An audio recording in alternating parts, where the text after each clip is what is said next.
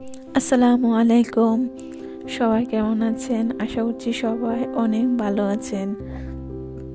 আল্লাহর রহমতে আমি অনেক ভালো আছি। কয়দিন ধরে প্রচণ্ড শীত পড়েছে। এই শীতের মাঝে ডাল দিয়ে লাউ রান্না খুবই ভালো লাগে। সেজন্য আমি বেশি করে ডাল দিয়ে আজকে লাউ রান্না করলাম। সেটা আবার রুটি দিয়ে খেতে খুবই ভালো লাগে।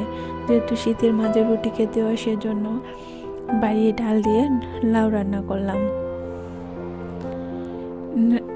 এটা রান্না করতে আমি প্রথমে খুব সুন্দর মতো ডাল ধুয়ে আর লাউ কেটে কড়াই নিয়ে নিলাম। তারপর এতে পরিমাণ মতো লবণ আর হলুদ দিয়ে সিদ্ধ করে নেব। হাফ সিদ্ধ হয়ে গেলে আমি এখানে দিয়ে দেবো কয়েকটা কাঁচামরিচ, তারপর দিয়ে দিব টমেটো কুচি। তারপর এগুলো সব দিয়ে আবার অনেকক্ষণ আমি সব একসাথে সিদ্ধ করে নেব। সিদ্ধ হয়ে গেলে একটু পর আমি নেড়ে ছেড়ে ঢাকনা দিয়ে আবার ডেকে দেব।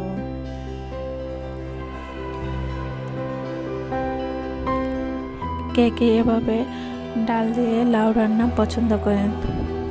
শীতের মাঝে এটা খেতে খুবই ভালো লাগে। আর এদিকে আমি ডালটা প্রায় সিদ্ধ হয়ে গেছে, সেই জন্য আমি ডালে বাগার দিব।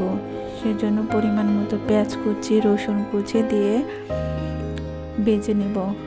ভেজে নেওয়ার পর আমি এটি ডালের উপর দিয়ে দিব। প্রচণ্ড এই শীতে ডাল দিয়ে লাউ রান্না অসাধারণ খেতে। বাগারটা দেওয়ার পর ডালে অন্যরকম একটা টেস্ট আসবে। এই শীতের মাঝে যেহেতু ধনিয়া পাতা প্রচুর পাওয়া যায়, সেজন্য লাস্টে ধনিয়া পাতা কুচি দিয়ে দিলে খুব ভালো লাগে। আমার কাছে ধনিয়া পাতা ছিল না, বিলাতি ধনিয়া পাতা ছিল, সেজন্য আমি রান্নার প্রায় শেষে বিলাতি ধনিয়া পাতা দিয়ে দেব। এতে করে সুন্দর একটা ফ্লেভার আসে। ডাল রান্নাটা আমার প্রায় শেষ।